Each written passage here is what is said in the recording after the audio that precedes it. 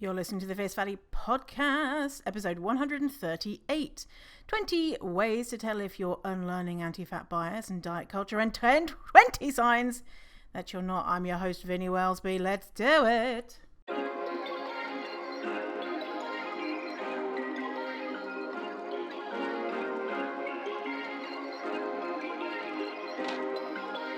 Perfect.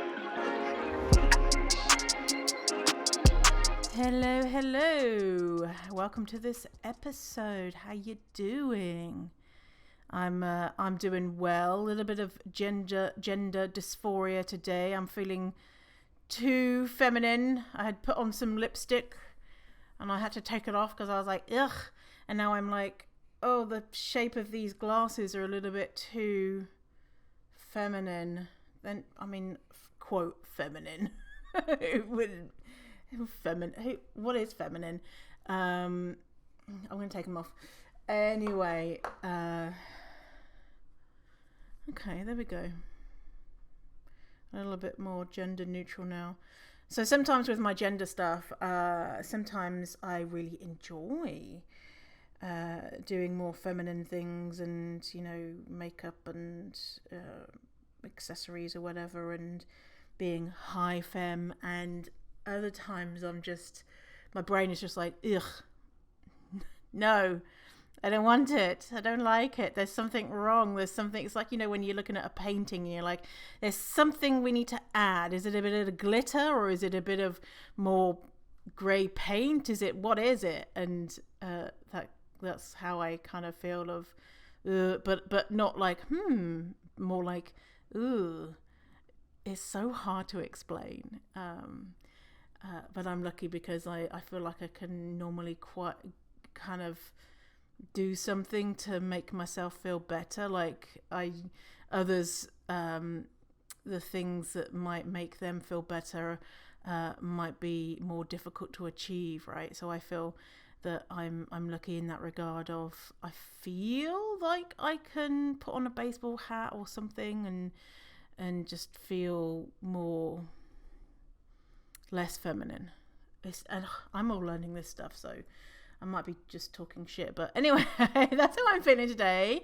And I've got some juicy stuff here for you today of ways to tell if you're unlearning anti-fat bias and diet culture, and signs that you're not. And by the way, I'm going to be reading out these ideas and these listicles that I've created. And if you hear stuff on one side or the other side, I don't want you to be like, oh my God, I am a giant human turd, because you're not.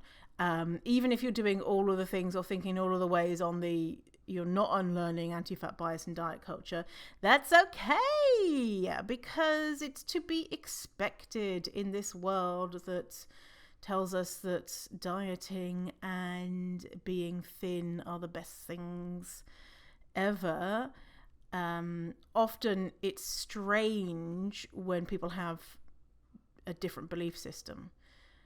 I mean, like, if they naturally came out of life without having to discover this stuff and learn this stuff, I mean, those people they're weirdos. They're giant weirdos. Who are they? Where are they coming from?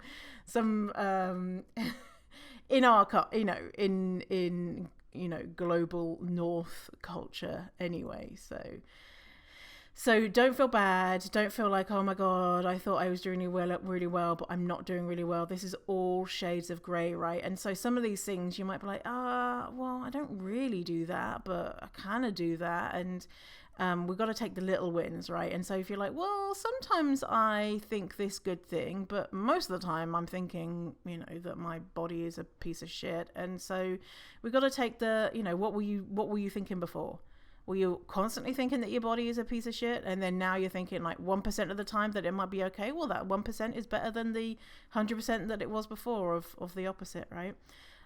So yeah, if you're doing any of the things or not doing these things, it doesn't mean that you're superior, inferior, or whatever. It's just stuff that I've noticed, common themes when talking to folks. And I had a little insight this morning. I've made a new friend. I love the West End community here in Vancouver because everyone's out walking their dogs, and we have a lot of people who are retired or people who work from home. So I get to talk to a lot of people walking Doogie the dog. And so I made a new friend. And this morning she said, what am I going to have for breakfast? She says, I don't want to have any sugar. And I said, why? What's wrong with sugar? And she says, well, I don't know, but you know that they say it's bad for you. And I said, what do you mean? And she said, well, you know, it causes what is it that it causes? And I was like, do you mean? And she's like, inflammation. And I said, it actually doesn't. And she was like, oh. And I said, no, just go ahead and eat some sugar.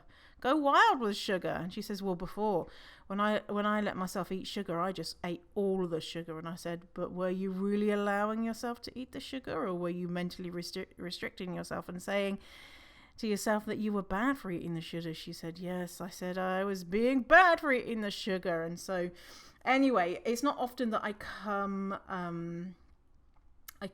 into contact with dieters or people who have, in a non-professional sense, like obviously talking to clients, that happens a lot. But in my day-to-day life, because people, when they get to know me, they know that it's not a comment that I'm not going to not question. You know, I won't just be like, someone says, oh, sugar, I won't just be like, yeah, totally, sugar, we're so naughty for eating sugar. I'll talk about it, or I'll tell them, you know, to shut up in a nice way. Unless it's someone like I don't actually want to have a relationship with, then I'll be like, see you later. Anyway, blah blah bloop bloop. Let's talk about these signs that you're unlearning anti-fat bias and diet culture. So number one, I'm going to do a little listicle. So signs that you're unlearning anti-fat bias and diet culture. Number one, if you have a bad body image day, you don't make it about your body, rather systemic issues. So if you are doing the unlearning of this stuff, it doesn't mean that you are never going to have a bad body image day, because guess what? You have a human brain in that noggin of yours, and so you are going to be affected by things from time to time. It's not going to be a, you know, everyday thing. Oh my God, I feel terrible. But it will happen. You know, like today with me having this gender dysphoria, I'm kind of don't feel as, you know, fabulous or fierce or whatever as normal. And so I am not this moment being like, there's something wrong with me.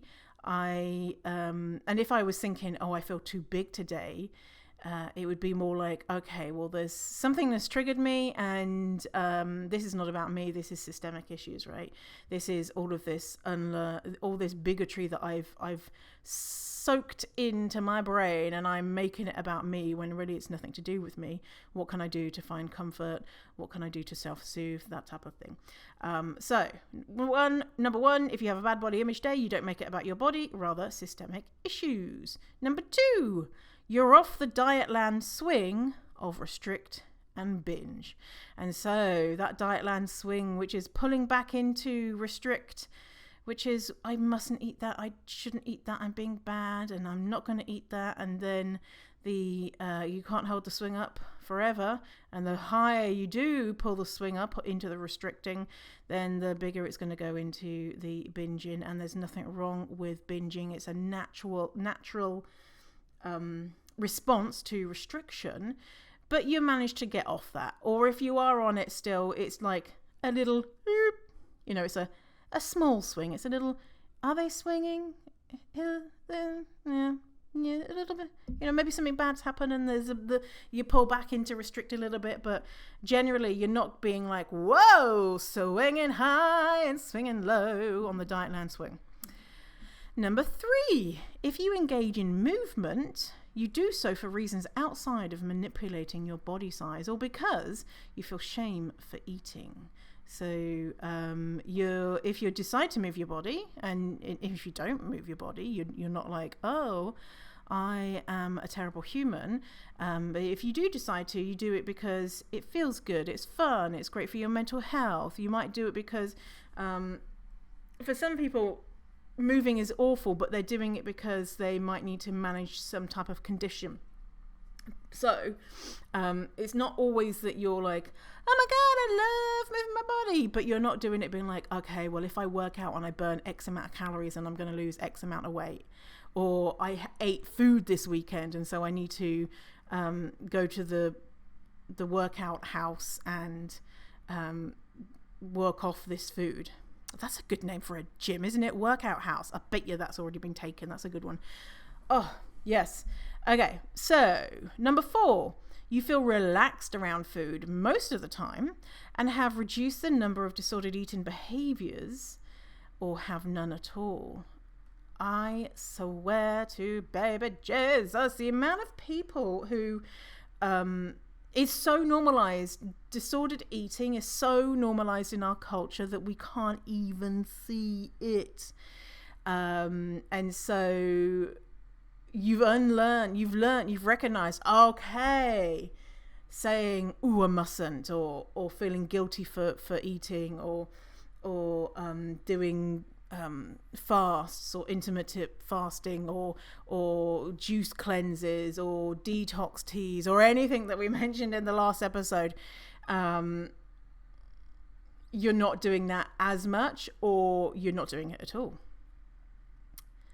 Number 5, you use critical thinking skills when a new alarmist headline or news story is shared. So we talked about that a few episodes ago. What to do, how to think, how to approach when an alarm is like, fat people exist and they're taking over the world and they're going to eat your children. When something like that comes out, or something which is not as, something that's a little bit subtler, like instead of being like, oh, well, have you seen, there's a new study out that says that fat people have really bad personalities. Oh my God.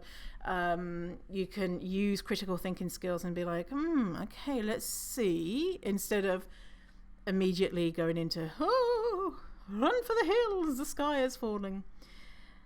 Number 6, the way that you talk about fat bodies or your body is filled with compassion.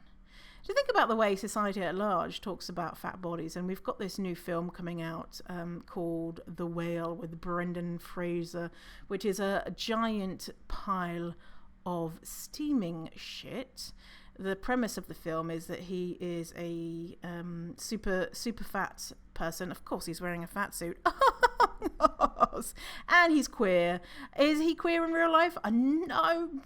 Casting a queer actor to play a queer character, obscene. Wouldn't happen. And he's apparently moments from death.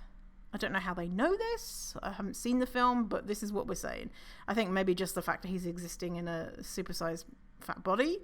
I don't know.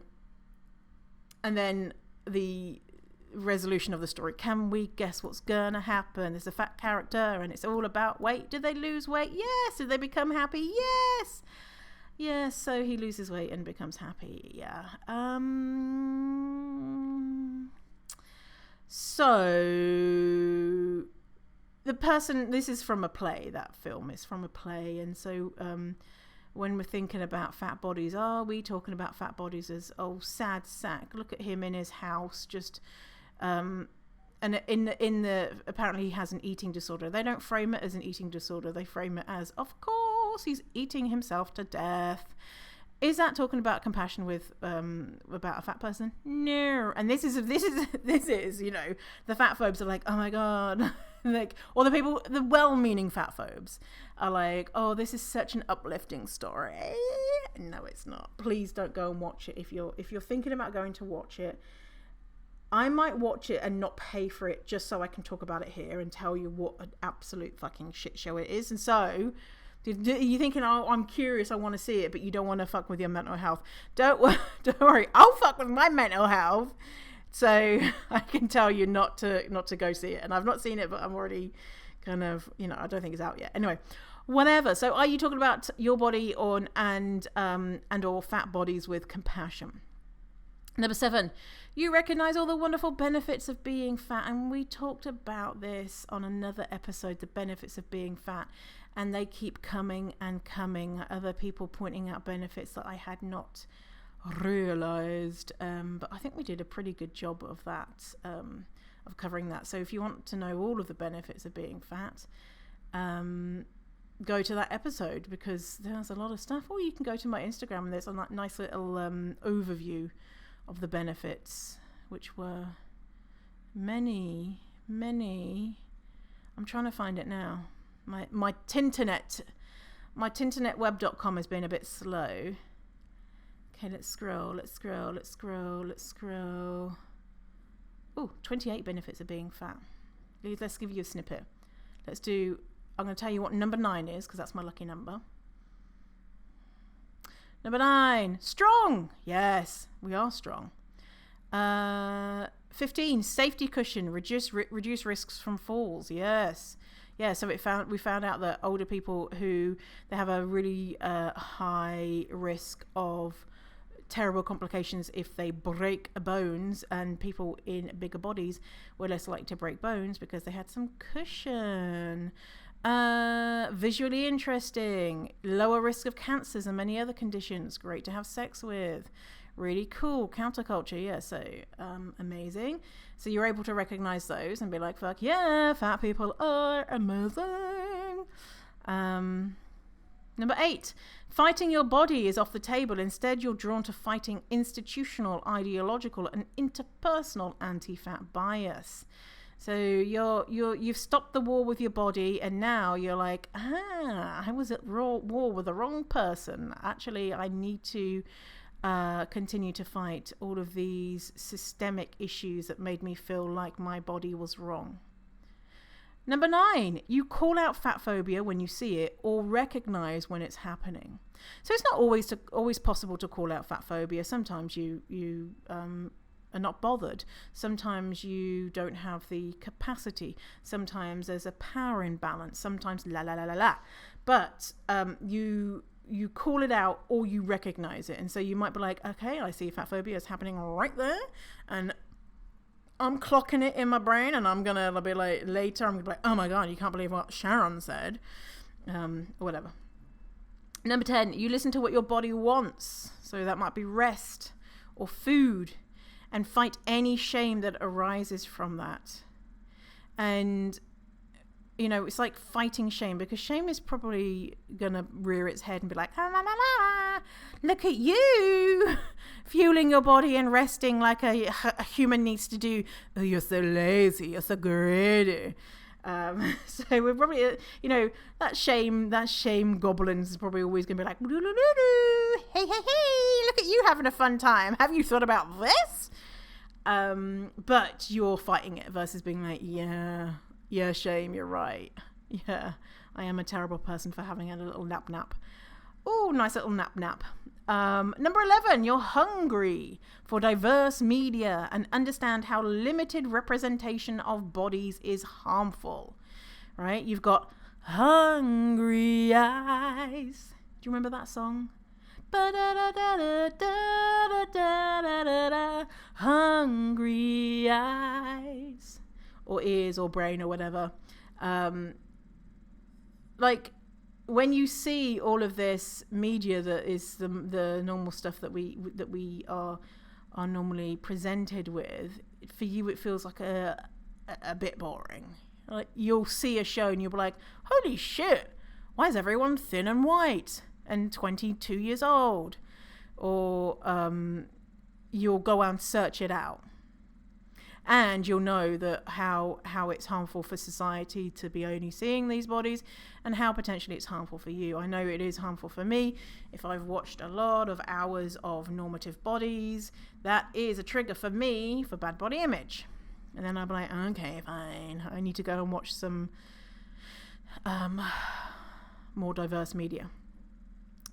Number 12, you have a community of fat positive and anti-diet folks around you, whether it be virtually or in person. And when I say a community, it doesn't necessarily mean people that you engage with, but it might be people who you have a parasocial relationship with. So people that you follow and that you feel really good about, and it feels like you're connected, right? And so you've got a lot of that surrounding you. You might not be friends with lots of other fat people, depending on where you live. And virtual connections are just as important as in-person connections. And so you're swimming in the fat positive waters, basically, and the anti-diet waters. Number 13, you understand health is a complex topic and know that you can pursue health outside of weight loss, and also that health is largely a social justice issue. So when someone talks about health, you're like, you're using those critical thinking skills, and know that you've internalized, the ideas that diets don't work, and you can, if you want to, if that's something that interests you, engage in health promoting activities, and knowing that there is a limit to that, because a lot of stuff is to do with genetics, is to do with where you live, what family you're born into, if you have access to money and food and all that type of stuff. Number 14, people know not to talk shit about fatness or praise dieting in front of you, as ending body bigotry is a core value of yours. So the longer that you're doing this stuff, the longer that you are swimming in the fat positive anti-diet waters, it will just become a part of who you are, your personality, your core values. And to begin with, you would maybe no one knows that you're doing this stuff, right? And because you still kind of like a little baby fawn or something with wobbly legs, and someone could be like, oh, but fatness is unhealthy, and you'd be like, oh, wobbly legs, I fell over, and you're not so stable on your feet in regards to what you believe and how you're feeling about yourself. The longer that we do this work, it seeps into our relationships. You can't help it, because the more that you know about it, the more you're like, I can't unsee this shit, and that's really problematic when my friend talks about that, and I know it really triggers me, and so I'm going to talk to them about it, and etc. etc. So it just becomes a part of who you are, and a part of what your values are as a person. And body bigotry is something that is a value that you're committed to not perpetuating. And so eventually people will know not to talk shit about fatness and talk about how someone's lost weight and this new diet and all that type of stuff, because they know that you're going to be like, fucking snooze fest, or they know that you're not interested, or and obviously that comes with a kind of an asterisk of relationships are complicated, and some relationships it might be not be like that, but on the whole. All right, 15, you understand that diet culture is an anti-fat bias is spawned from racism, eugenics, and puritanical belief systems. Let me read that again. You understand that diet culture and anti-fat bias is spawned from racism, eugenics, and puritanical belief systems. And so if you want to learn more about that, go to Sabrina String's book, Fearing the Black Body, and it talks about all of that, all the history, and all of this stuff. All of these ideologies that are making you feel bad. They're connected to some sort of ideology which is not great. Right? It's like, why do I feel bad about giving a guy a blowy? Is it because giving guys blowies are bad, or is it because I'm feeling that Catholic guilt that I learnt and from going to Sunday school when they said don't give boys blowies? They never said that, but you know what they said. And where does that come from? And where does that come from? And it's always like, oh, ding ding ding, white supremacy. That's where it comes from. Yeah.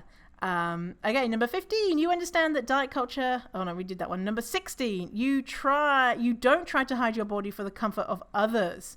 So things like being out of breath when you're walking up a hill. I don't know about you, but I used to be like, oh, someone's coming, hold your breath, and just be like, oh, look at me gliding up this hill without needing to use oxygen because I'm so thin. And because my fatness doesn't impede me in any way whatsoever, even though everyone walking up this giant hill is out of breath. And then they walk by and you're like,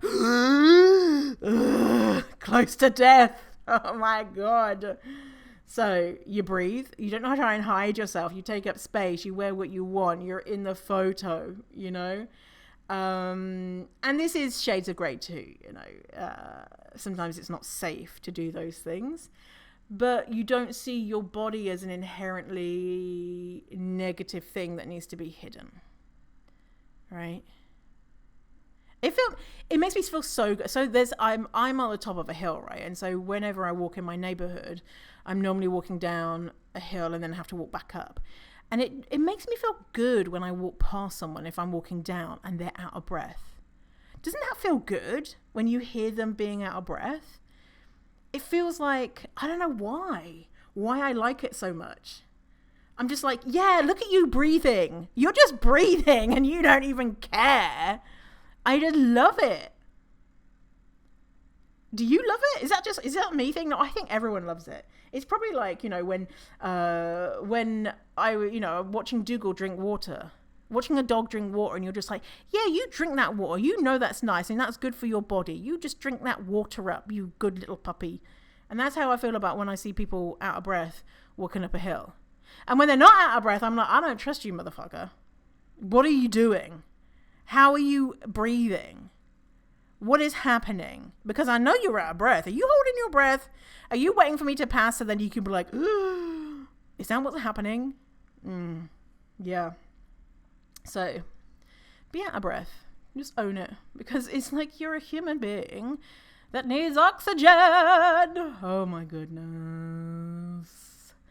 17, you know that if people don't want to love you, date you, fuck you, or be friends with you due to your body size, then that's a them problem and not a you problem. And some people don't want to date or fuck or be friends with fat people. And I'm like, mate, whoa, you are missing out on this party. Imagine all the people who don't want to be friends with me or fuck me or whatever. You know that they're missing out. You know that they're missing out. And it's got nothing to do with me. It's got to do with them and the fact that they are stuck in anti-fat bias. Right? If that's why they don't want to fuck me or be with me or whatever. And again, we mentioned this last episode.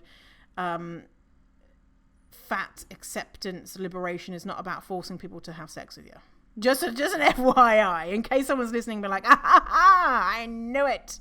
This is what they're all about, forcing them to people to fuck them. No, I don't know about you, but I don't want to have sex with people who don't want to have sex with me. It's a weird kink of mine that I really like it. When people who are going to have sex with me want to have sex with me. I know it's weird, but yeah, that's me. Number 18, you're able to recognize when a clothing line is not actually inclusive, when seats are not suitable for people of all sizes, and other ways larger fat people are excluded from the world. So a lot of the times, if you are not a larger fat person, a supersized fat person, an infinity fat person, but you are a smaller fat person or a medium fat person, it's hard to understand the breadth of anti-fat bias and how it manifests in the world. And so you're like, oh my God, this is an inclusive clothing line, and they go up to 3X, and then it's like, lol, the 3X is actually like a US size 12, but we said 3X were inclusive, and even if it is a true 3X, that still excludes a shit ton of people. And so before, I would be like, oh my God, a clothing line goes up to XL. Wow. They are so inclusive. They're thinking about the fats. No. So, recognizing that unless a clothing line goes up to infinity sizing, custom sizing, then it's not inclusive.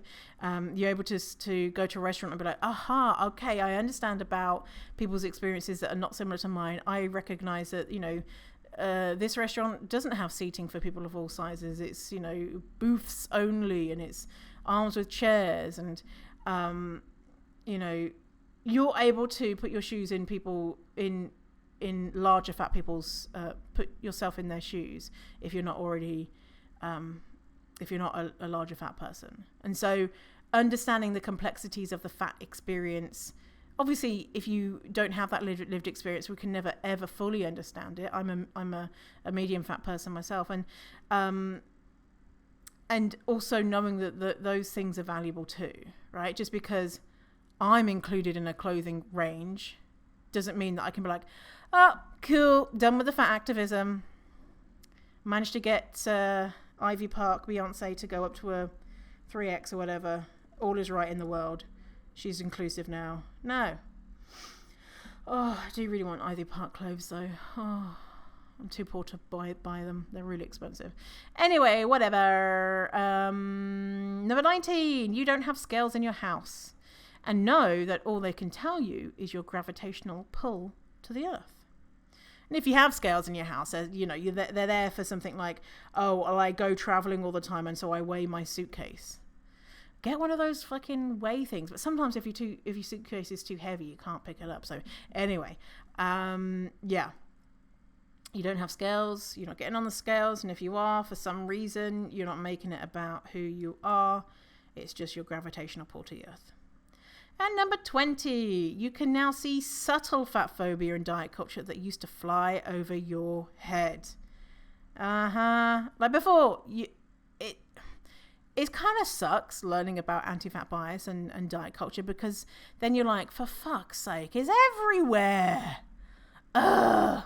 You know, before I thought it was okay to say blah, blah, blah.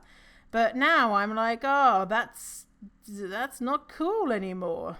So, you know, and I'm being facetious when I say that, but but it is everywhere and it can be exhausting. Whereas before, you were like, no, it's all good. Like, for example, here's an example with gender. So I've joined this new choir, and before I signed up and paid my fees, I messaged the choir director and I said, hey, I'm non-binary. Is this place inclusive to genderqueer folks? And they sent an email back saying kind of like, yes, how dare you question us, because we're in a queer neighborhood. And I was like, okay, well, I'll give it a go. And already there's been a couple of instances where they are not inclusive. Like, yes, I got an email and they've not met me. They've only talked to me on the phone. And so from the phone, even though my email is Vinny, so they would just presume that I was a man, right?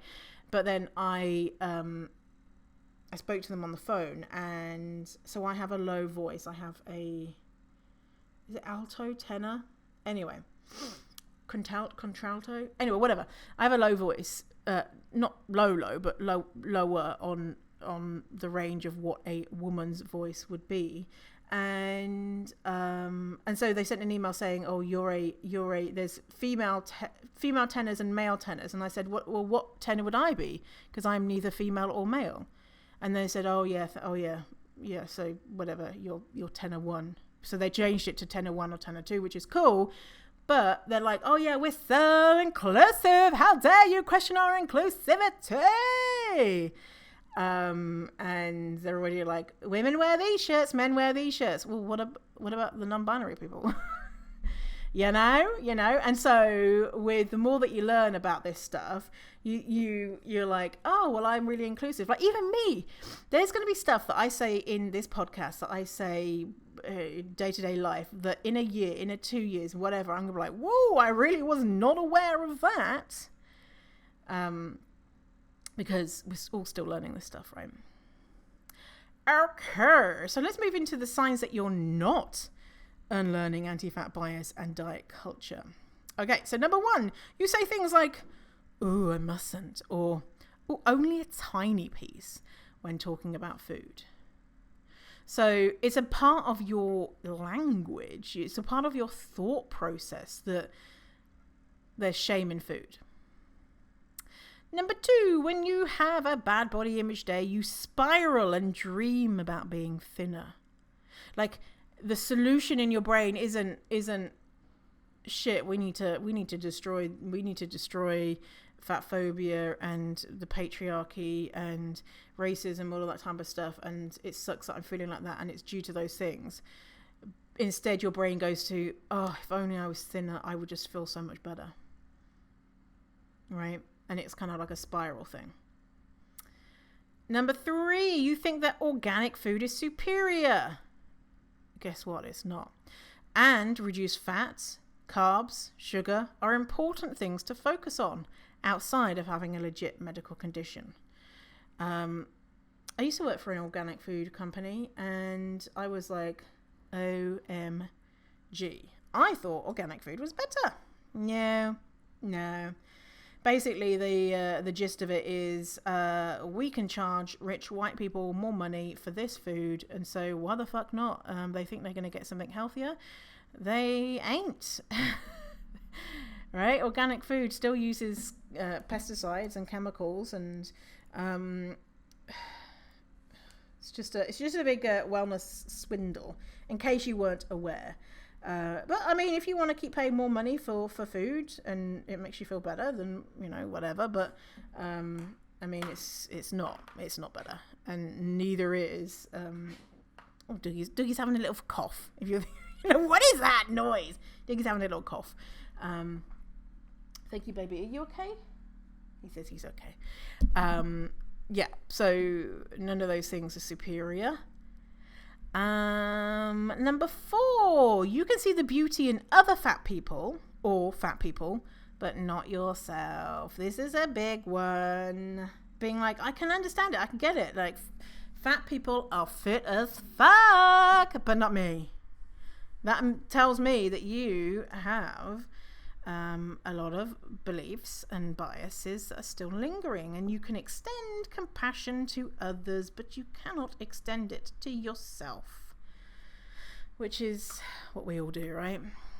You can be forgiving and compassionate towards other people, but not ourselves, because we have to hold ourselves to different standards, because we believe that our safety is at risk if we are not perfect human beings. Okay, so number 5, you move your body due to fear of getting fat or fatter. Yes. And you're doing it because you just guilt. It's guilt, it's fear, it's shame, it's all that type of stuff. And maybe you don't even like doing the exercise, but because you were so motivated by thinness, you do it. Number 6, almost everyone around you is into dieting, is straight-sized, or talks about fat as a negative. And so when I talk to people who are new on their journey, I will say, how many people around you are also into intuitive eating, anti-diet, fat positivity? And the answer will be normally 0, or one person who is kind of interested a little bit, but not really, maybe. And that's the kind of swimming in waters. And I'm not saying, okay, go and, get rid of everyone in your life and be like, sorry, losers. Because that's not realistic, right? But it just tells me that there's a lot of anti-fat stuff and pro-diet stuff getting into that gorgeous noggin of yours. And we want to be able to support your mental health as much as possible by making sure that you're surrounded by messages that feel good for you, not make you feel bad. All right, number 7, you think often about how being thin will make you hot and fuckable and wish you could just be that. So a lot of people, this is a big one, that kind of deep, dark desire of, I wish I was hot. I wish I was that person on Instagram that guys would save their image and have a wank over. I wish that my partner was like, for blooming hell, like, you're so hot and I want to show all my friends off to you. And I'm not. And to get there, I will strive to be thin.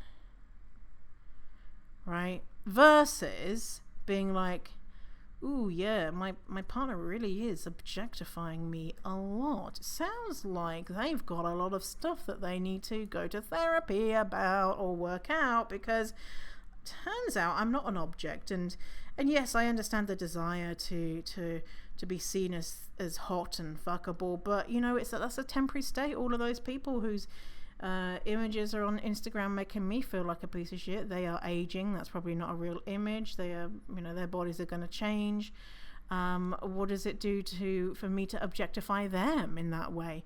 So you're having these types of dialogues versus like, oh, I just feel sick with the desire to be hot and fuckable. That was me so much. Like the pain of not being me believing. And the thing is, what is hot and fuckable? It is a very specific image, and it's not obtainable for most people. So and who picks those images? Who decides? What systems of oppression decides that a thin, white, young, non-disabled, English speaking, etc., etc., is the epitome of beauty? Sounds like something that someone like Donald Trump would have picked out. Do you want Donald Trump to think that you're fuckable? No, fuck no. No, and obviously it's not Donald Trump, but he is a good representation of the types of systems and people who uphold those systems, that decide what is hot. That youth is superior, that thinness is superior, that white skin is superior, that la la la la la. So, I mean, when you start getting into that type of stuff, it takes that power away, and it makes me think, and it's still, it's painful, right? It is painful. And I think about a time where I was super, super insecure with my boyfriend at the time, and I looked through his phone, and he had said to his work colleague that he had delivered a pizza to two women, and the guy said, what did they look like? And he said that they're smoking hot. And I'd never heard those words come out of his mouth before. He'd never referred to me as smoking hot, and it haunted me. And thinking about, he was talking to a male colleague, and thinking about, oh, what, that machismo, that sexism that was happening right then. Like, would he, if a female colleague said, well, what did they look like, would he have also said that? What was he, why did that happen? Anyway, so this is, but it's painful, right? It's painful, but we can pick it apart. Okay, number 8, you see being fat as an indicator of laziness, being unhealthy, or unattractive. And so if I said, go on, tell me your deepest, darkest, like, what do you think about being fat? And those types of things are coming out, that tells me that you've got a lot of work to do. Number 9, deep down, you really can't shake the idea that being fat is bad for your health. You're like, yeah, I know the studies, but it's just, because it's so deeply ingrained, and so you've got some unlearning to do there. Number 10, you think about food a lot, but not in a joyful way, and stress about what to eat. So you're not like, oh, I'm hungry, I'm going to have some food. You're more like, oh, what can I eat? What should I eat? Oh my God, I ate too much. Number 11, you don't understand about size privilege or call yourself fat, even though you're straight-sized.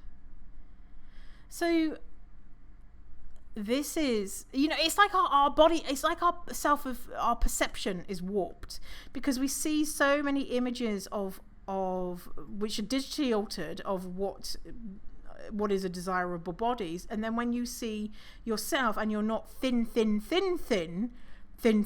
but with a big bum and with big tits, but with thin waist, and so when you don't see that digitally altered image, when you look at yourself, then your brain is like, well, then you're fat, and not understanding size privilege and being like, well, actually, am I fat? I wear size 12, 14. Like, does that make me fat? No.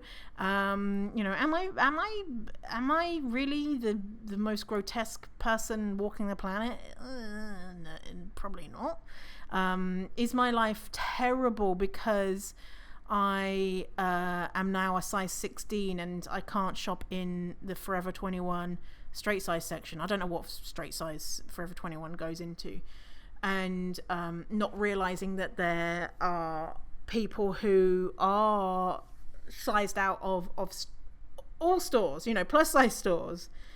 And also recognizing that is painful and it's okay to feel like shit and feel sad if you were sized out of a straight size store, but also recognizing I feel like shit. This is why I feel like shit. It's because of all these systems of oppression, but also I've got so much privilege in my body. And so not understanding that privilege that you might have, and we've all got privileges, right? Privilege doesn't mean that you don't feel bad about yourself, and it doesn't mean that you don't deserve compassion and don't deserve to feel good about your body. It just means that you don't have that extra barrier that others do, barriers that others might have in different identity factors that you might have.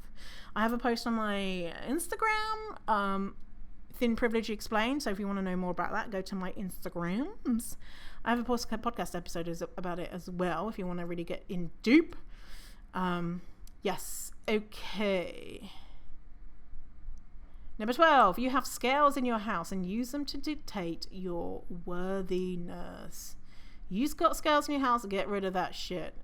Hide it, put it in the bin, do a shit on it, whatever. We don't need those nasty things, because literally the number is telling you, if it's a number lower than what you thought, what does that tell you? I'm a good person. If it's higher, I'm a bad person. And the only difference is that, that maybe one day you happen to weigh more or happen to weigh less for whatever reason, and it doesn't mean that you are now a terrible human. And a lot of times, we have these, oh well, I'm so bad, and because I put on X amount of pounds, and it's a lot of times it's like you don't even know that's happened. You didn't know that had happened unless you had gone on a scale. So why do you have this torture device in your house? Why? For the odd chance that you stand on it, for that one chance that you stand on it and it says something lower than what you want, that you have that, you're a good person. It's like being in an abusive relationship. You get fed loads of shit, and then you're moving away, and then you get a little bit of good. Okay, well, I'll stay. No, get rid of that shit. And you might have someone in your house who's into dieting, so just put it in their room, tell them to hide it. You don't want to see that. It's not good for your mental health. Number 13, you don't shut down diet talk or fat phobia, or sometimes even think that it's not that big of a deal if it happens. So again, shutting down diet talk or fat phobia, that is with an asterisk of, is it the right time? Do you have the spoons? What is the power difference there with you and that person? But if that's consistently happening and it's just washing over your brain, and you're like, well, is it that big of a deal? And you have no plans to ever one day set boundaries with people who continually do that, then that's probably going to be a problem. Number 14, you feel good about yourself for eating, quote, healthy food. So if you notice that you're like, oh yeah, I just ate a dust and toenail salad, I must be going to heaven because I'm such a good moral person. Or, we don't have those. We don't think literally, oh, I'm going to go to heaven, I'm a moral person. But you just like, ooh, I'm so good. Or, ooh, if someone came in now and saw me eating a salad, they'd be like, ooh, look at you, good person that's in control and has their shit together. And people might think that, right? Regardless of what we're thinking, but we can be like, is it true? Is it true because I ate a tomato that I'm all of a sudden this has their shit together person? Or if I don't, that I'm the opposite? Is that true? I don't think so. 15, most of the media you consume features normative body. So, and you don't even think about it, right? And so have a little think about all the things that's going into your brain. And so that could be your Instagram feed, your TikTok, the movies you watch, the Netflix, or whatever. Is it mostly thin, white, or if it's, muscular, whatever normative body image standards we have today, that's affecting how you think about bodies, right? And so just recognizing it. I'm not saying that you don't watch these things, because some of these shows are really fucking good, right? Or they're so trashy, you're like, I need to watch it. So I'm not saying don't watch them, or you can not watch them, whatever. But recognizing that is probably not helpful for society, not helpful for your mental health. And okay, what can I do to mediate that? And what can I do to help myself with that? I'm going to watch something which is a little bit more fat positive, a little bit more queer, a little bit more disabled, or whatever. Number 16, you struggle to connect that day-to-day fat phobia and diet culture are connected to larger systems of oppression, right? And so when I think about this stuff, like something that's really powerful for me is I really want to be anti-racist, right? I really want to be an ally to those who have marginalized identities that I don't have. And I'm sure you do too, right? And something that I will come back to is if I'm struggling with feeling shame around something, is who am I hurting by perpetuating these myths? And of course I'm not deliberately trying to hurt people, but connecting it back to those bigger systems that are bigger than the way that I'm feeling about myself helps me really cut that shit out. Because why am I believing these racist beliefs? I'm not trying to, obviously, but why am I, because fat phobia and diet culture and all that type of stuff leads back to racism. So am I committed really to trying to be anti-racist? Well, then I'm going to work on this stuff, right? I'm going to continue to work on it, and I will probably never get to the end destination, because there is no end destination, but making that connection with all of this stuff, like hoping that your husband thinks that you're hot. Okay, what bigger system is at play here? What bigger systems are at play here? And making that connection and be like, okay, do I want to support sexism and racism and transphobia and ableism? Nah, not really my bag. Okay, so I'm going to try and work on this. Number 17, you think all fat people are fat because they did something, quote, wrong to get that way, or because they're traumatized. So we think about these tropes that we have about fat people, is that they are fat because they were out of control, lazy, eating too much food and watching video games or whatever, playing video games, or they're traumatized, and so they're like, okay, well, I want to not be attractive, and so I'm going to decide to become fat.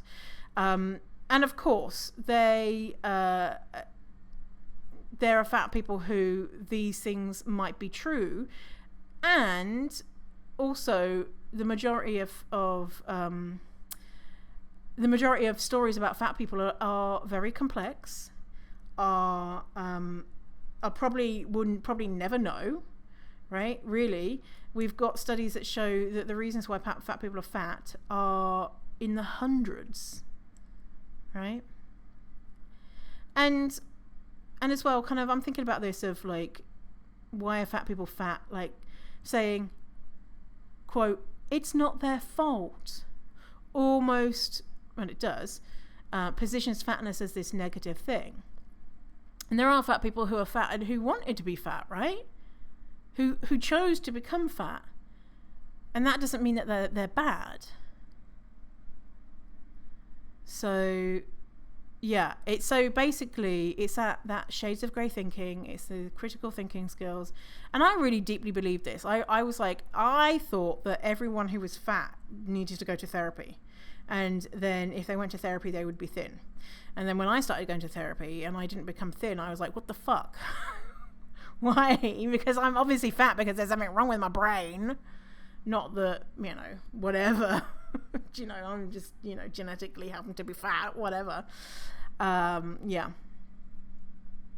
Number 18, you believe everyone shares your opinions on fat people if you think negative things about fat people, and aren't aware that many people love fat people, think they are gorgeous, and that fat people have rich, fulfilling, and successful lives.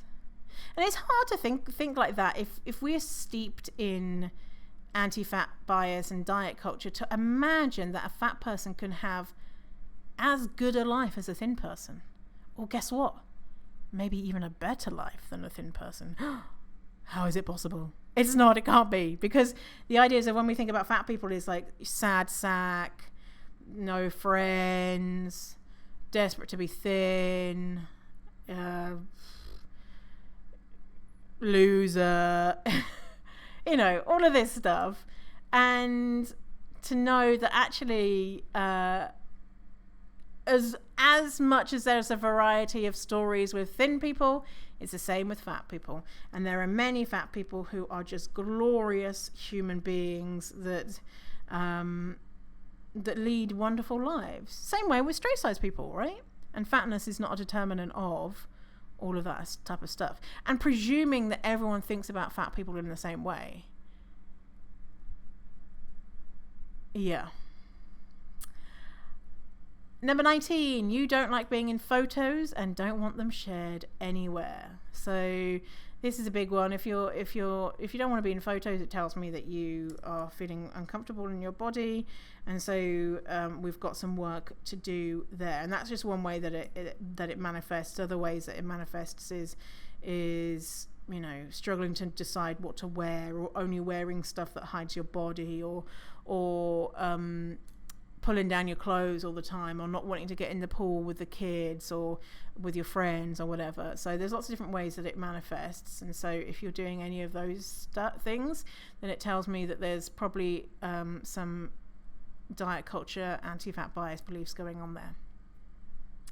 And number 20, you can get behind fat acceptance, but only as long as they're healthy, aka you feel more comfortable when fat people perform good fatty roles. I see this so often, right? When I say, if I get a new hairdresser or whatever, because I have 50,000 hairdressers because I can never get a good haircut. Anyway, when I'm meeting a new person, I tell them what I do. Often they say, "That's great." I mean, at the end of the day, it's all about whether you're healthy. As long as you're healthy, then it doesn't matter. And I'm like, ooh, so close, but no.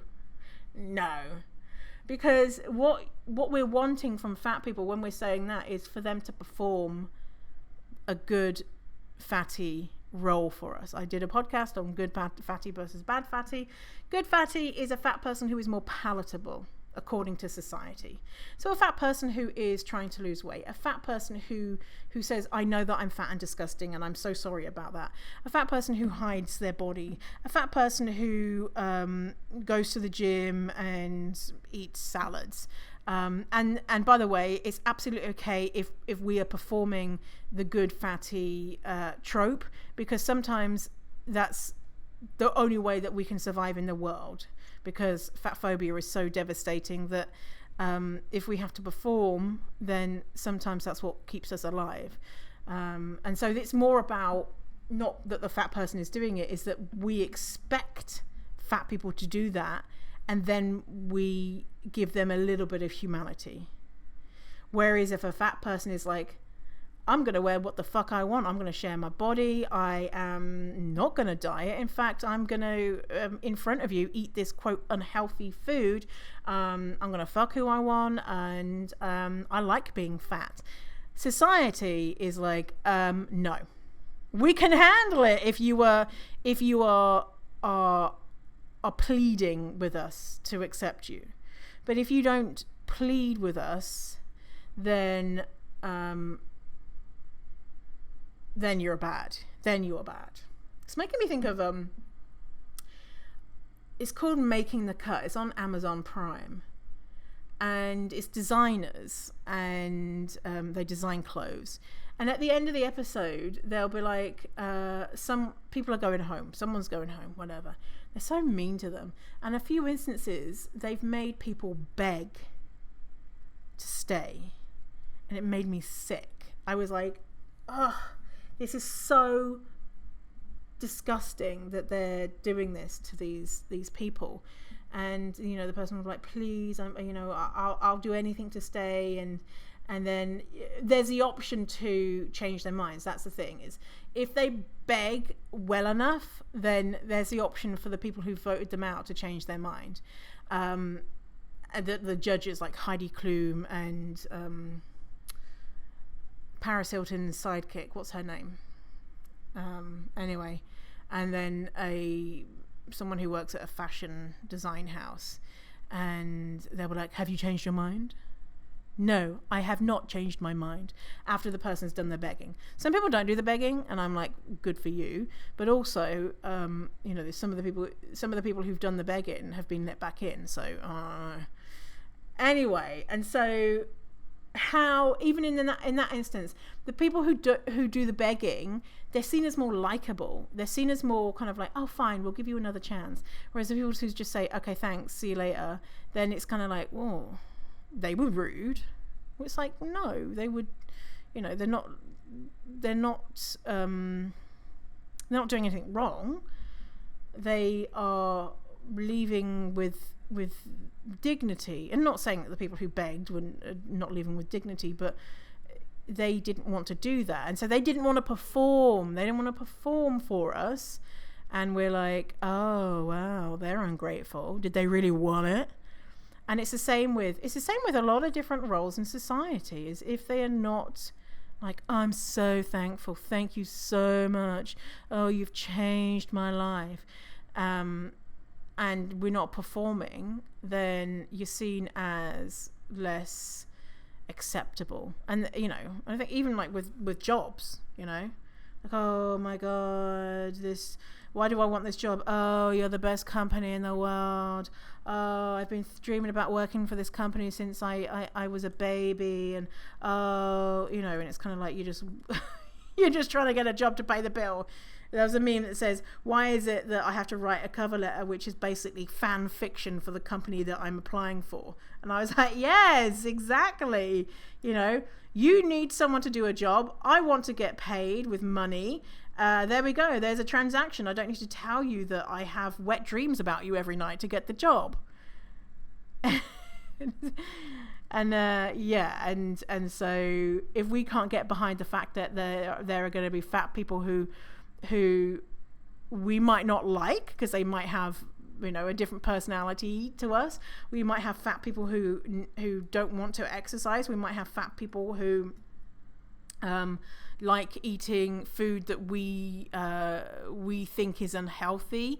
If we can't get behind fat acceptance is for all fat people, then that tells me that there is some bias going on there that we need to unlearn. All right, so that was my 20 thingamajiggies there for you. What do you think?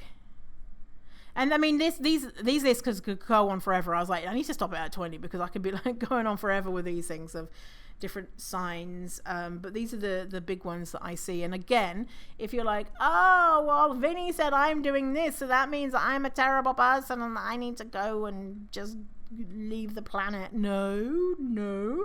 And also, I am in this journey with you. I'm not this person who's like 100% always like some fat positive guru that's like, oh, I never have a bad thought about a fat person ever. How would I never know I'm perfect? No, I have a human brain, right? Just like you. And I get influenced by things too. So, but there's some like kind of key, kind of low hanging things where you're like, okay, we got a little bit more work to do here, and also, okay, I've been doing the work, and I think I'm doing pretty good with unlearning this stuff. Also knowing that the journey is never ending, unfortunately. Oh, if only we could get to like fat utopia. of I've arrived and I will never ever have a fat phobic thought or a bigoted thought in my life again. Yeah, that's not going to happen. All right, well, thanks for hanging out with me today. I hope you have a wonderful rest of your day. And remember to stay fierce, fatty, and I will see you in a while, alligator.